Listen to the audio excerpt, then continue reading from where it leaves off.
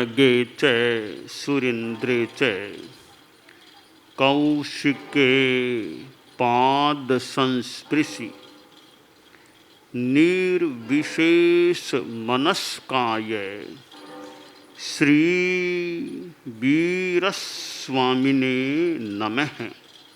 आर्हत वाङ्मय में कहा गया है,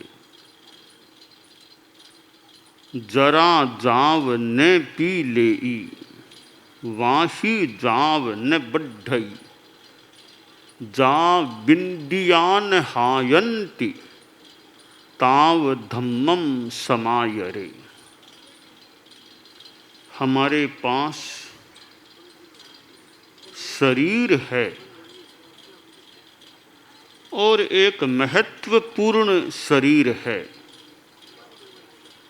देवों के पास भी शरीर तो होता है, आसाधना न हो देवों की, परंतु इतना बढ़िया शरीर उनका नहीं है। नारकीय जीवों के पास भी शरीर है, उनके पास भी इतना बढ़िया शरीर नहीं है। मनुष्यों के पास औदारिक शरीर है। देवों और नारकों का शरीर वैक्रिय शरीर होता है, आहारक शरीर होता है। यूँ तो वह बहुत सुंदर बढ़िया हो सकता है, होता है तो, पर एक अपेक्षा से वह भी इतना बढ़िया नहीं है जितना बढ़िया औदारिक शरीर है। तो ये तीन स्थूल शरीर हैं। अब बढ़िया शरीर क्यों है औदारिक? कि जो चौथे गुणस्थान से बाद के गुणस्थानों की साधना है, वह इस औदारिक शरीर की स्थिति में ही हो सकती है। और अन्य वैक्रिय और आहारक शरीरों में ठीक है, आहारक से में मान लें कोई छठा गुणस्थान रह जाए, वो थोड़ी देर का, पर 8वां 9वां 10वां गुणस्थान जो है आगे के, उनकी साधना आहारक शरीर में भी संभव नहीं। तो ये उच्च साधना का केंद्र ये औदारिक शरीर है। उच्च शिक्षा के केंद्र, उच्च शिक्षा के स्थान होते हैं। स्कूल है, मान लो 12वीं तक की है, 10वीं तक की अगर है तो स्कूल की शिक्षा तो वहाँ हो सकती है, पर कॉलेज की शिक्षा के लिए तो फिर महाविद्यालय में जाओ। तो ये थोड़ी कम ऊंची साधना है, वह तो वैक्रिय शरीर में भी हो जाए। 4 गुणस्थान तक की साधना, छठे की मान लें गुणस्थान की स्थिति आहारक शरीर की स्थिति में भी रह जाए, पर आगे के गुणस्थानों की साधना है 8वां 9वां 10वां, उनकी साधना औदारिक शरीर में हो सकती है। केवली समुद्घात हो, एक बार आत्मा फैलती है, वो एक 8 समयों की एक प्रक्रिया है। उस समय आत्मा के प्रदेश बिना औदारिक के भी काफ़ी प्रदेश रहते हैं, वो एक अत्यंत अल्पकालिक बात है। वहाँ भी केंद्र तो मूल तो औदारिक शरीर है, वहीं से तो आत्मा बाहर निकली वापिस वहीं आती है। तो खैर, औदारिक शरीर एक साधना का मंदिर बन सकता है। शरीर को मंदिर मान लें तो आत्मा को भगवान मान लें। तो यह शरीर हमें प्राप्त है, यह बहुत सौभाग्य की बात है। मनुष्य के रूप में औदारिक शरीर प्राप्त है। औदारिक शरीर तो पशुओं के भी होता है, कीड़ों मकोड़ों के भी होता है, वनस्पति के भी होता है, पृथ्वी कायिक आदि में भी होता है, पर मनुष्यों का औदारिक शरीर हमें प्राप्त है, इसका महत्व है।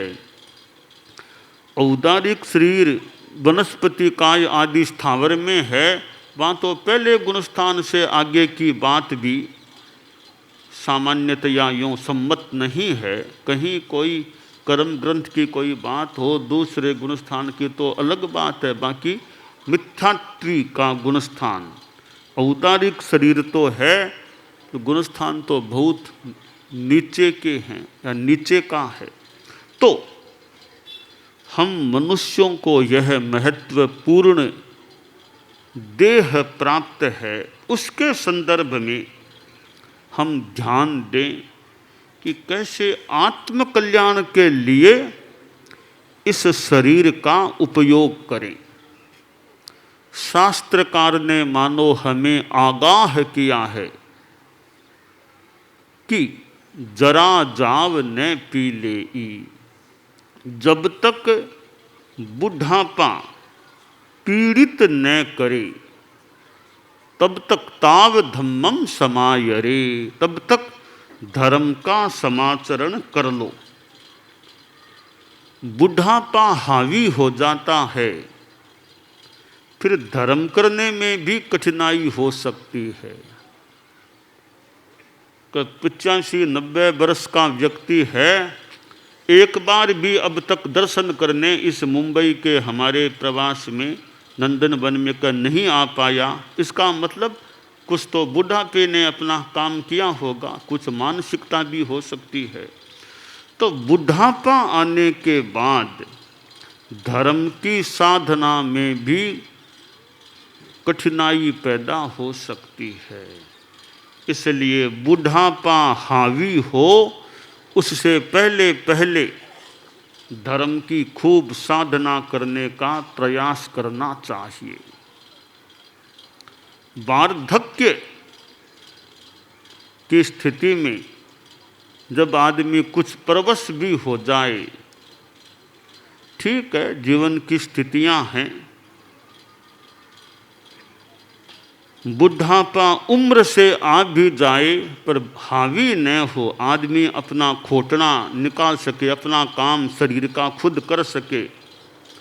कई लोग तो वृद्ध अवस्था अपने कपड़े अपने हाथ से ही धो लेते हैं, अपना खूंटना अपना काम अपना कर लेते हैं। वृद्ध साध्वी जी हो, वृद्ध साधु जी हो, 85-88, तो ही अपना खुद का निजी काम अच्छी तरह कर लेते हैं। अपना ठिकाने में घूमना फिरना, इधर उधर जाना, सारा काम कर थोड़ा कपड़ा खुद धो सकते हैं, तो बहुत अच्छी बात है। अर्थात बुढ़ापा इतना हावी नहीं हुआ होगा, खुद का काम खुद कर ले। जीवन में हमारे संत लोग भी बैठे हैं कि परवशता न आए, परवश न बनना पड़े, खुद का काम आदमी खुद कर सके, यानी शरीर इतना लाचार न हो कि दूसरों से कराना पड़े, सक्षमता रहे। ठीक है, दूर गोचरी मान लो नहीं जा सकते, कोई बात नहीं, निजी काम तो अपना ठिकाने में, खुद का काम तो खुद कर ले, इतनी तो सक्षमता बनी रहे तो अच्छी बात है। तो जब तक बुढ़ापा पीड़ित न करे तब तक धर्म का आचरण कर लो। दूसरी बात, वाही जाव न बढ़ई, शरीर में व्याधि न बढ़े, बीमारी न बढ़े। बुढ़ापा तो नहीं आया पर बीमारी लग गई तो भी आदमी परवश हो सकता है। तो शरीर मंदिर है तो कहा गया व्याधि मंदिरम, या चेतना का मंदिर भी है तो साथ में व्याधियों का मंदिर भी बन सकता है। तो जब तक बीमारियां न लगें, बीमारियां न बढ़ें, तब तक धर्म का समाचरण कर लेना चाहिए। तीसरी बात, जा विंद्यान हायंती, जब तक इंद्रियां हीन न हो, इंद्रियों की शक्ति कमजोर न पड़े तब तक धर्म का आचरण कर लो। आंख से दिखना मुश्किल हो गया तो कठिनाई है। अब आंख की इतनी स्थिति खराब हो गई कि इलाज भी कुछ विशेष नहीं बचा। साध्वी विद्यावती जी द्वितीय थी, थोड़ी आंखों की समस्या है भी, होगी भी, कुछ इलाज कराया, आंख ठीक भी हो गई। तो आंख ठीक रहे तो आदमी कोई किताब पढ़ सके, अपना इरिया समिति खुद देख सके, थोड़ा अपना काम कर ले। तो कि आंख ठीक नहीं तो बाथरूम जाना भी मुश्किल हो जाए।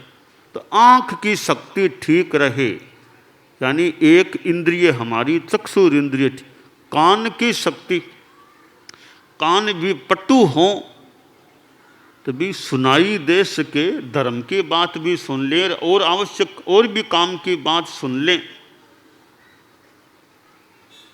और कि फालतू बातें भले न सुने,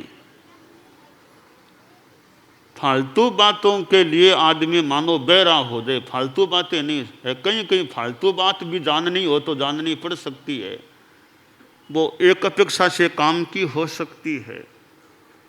बधिरांध मूक है, तो कर्ण शक्ति भी ठीक रहे और भी इंद्रियां ठीक रहे, जब तब तक धर्म का आचरण कर लो। तो 3 प्रकार की बातें हो गई, यानी शरीर की सक्षमता के 3 आयाम हो गए। बुढ़ापा पीड़ित न करे, बीमारियां न बढ़ें और इंद्रिय शक्ति कमजोर न पड़े, तो मानो कि शरीर हमारा सक्षम है। इस सक्षमता का हमें लाभ उठाना चाहिए। धर्म के व्यापार में, धर्म के कार्य में इसका उपयोग करना चाहिए। शरीर को नौका कहा गया। शरीर माहु नावत्ति, जीवो बुच्च ई नाविओ, संसारो अन्नवो बुत्तो, जंग तरंति महेशिणो। ये शरीर एक नौका है, और शरीर नौका है, जीव नाविक है, यह संसार अर्णव समुद्र है, इसको महर्षि लोग तर जाते हैं। तो इस नौका को हम अच्छा रखें और नौका के द्वारा संसार सागर को तरने का प्रयास करें। परम पूज्य आचार्य भिक्षु युवा अवस्था में संत बने थे और संसार छोड़ने की भावना, गारहस्थ्य छोड़ने की भावना, पर माता जी आज्ञा नहीं दे रही है, अब तक आज्ञा नहीं मिली। तो गुरु जी को लाया गया, रघुनाथ जी महाराज। रघुनाथ जी महाराज ने मानो बात की। दीपा बाई भिखण जी की माँ, स्वामी जी की संसार पक्षिया माँ, और स्वामी जी भी संसारी अवस्था में थे।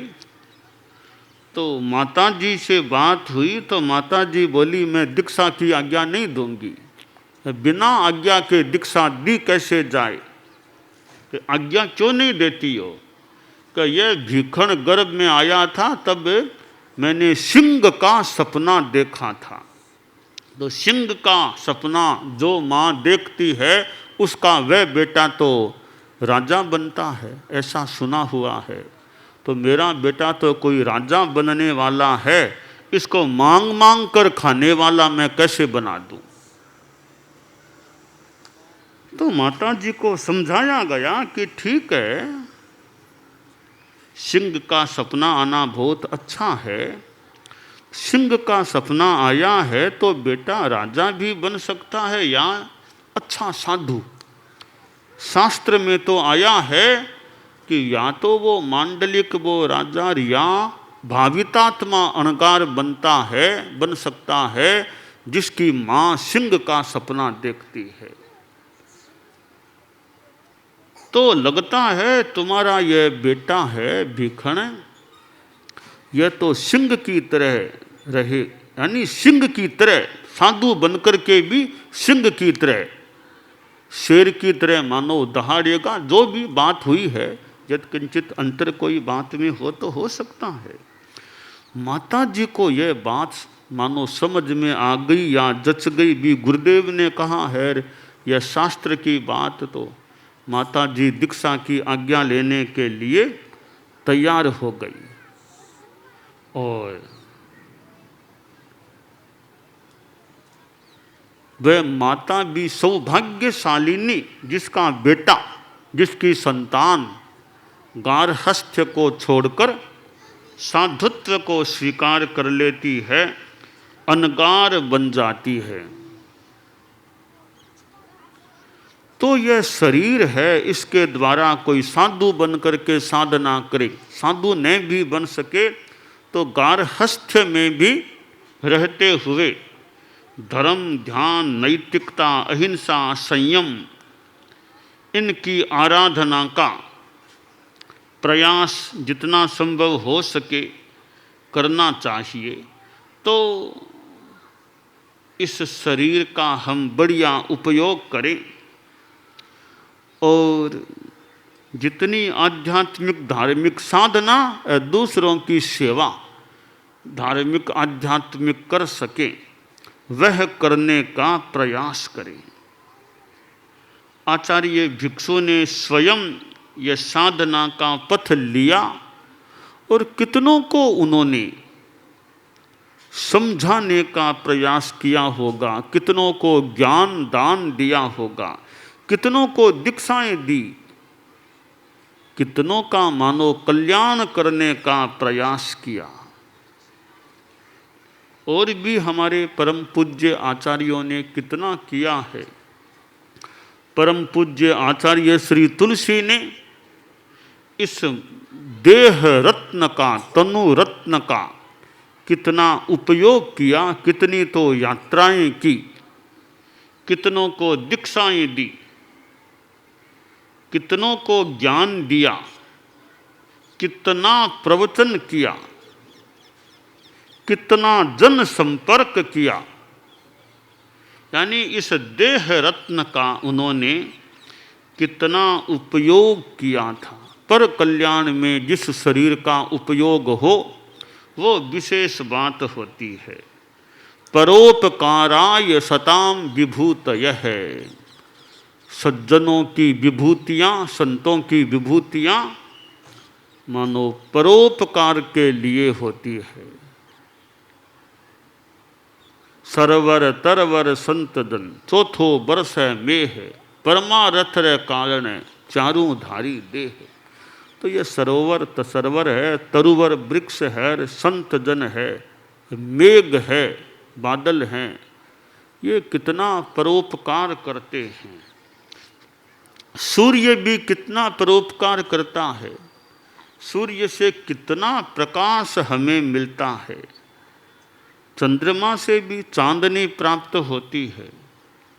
तो परोपकार दुनिया में कितने तत्व करने वाले हैं। तो आचार्य श्री तुलसी ने भी कितना कार्य किया और आचार्य श्री महाप्रज्ञ जी ने ज्ञान के क्षेत्र में कितना श्रम का नियोजन किया। अध्ययन, अध्यापन, संपादन, पुस्तक, साहित्य, इस क्षेत्र में। और फिर हमारे धर्म संघ के वे 10 अनुशासना भी बन गए थे। तो धर्म संघ की भी अनेक रूपों में सेवा भी की और भी प्रेक्षा ध्यान जैसे कार्यक्रम के संदर्भ में भी उनका श्रम समय लगा। तो यह शास्त्रकार का जो संदेश है, ताव धम्मम समायरे, तब तक धर्म का समाचरण कर लो जब तक बुढ़ापा पीड़ित न करे, व्याधियाँ शरीर में न बढ़ें, व्याधियाँ न बढ़ें और इंद्रियाँ हीन न हो। ओम अरहम, ओम अरहम।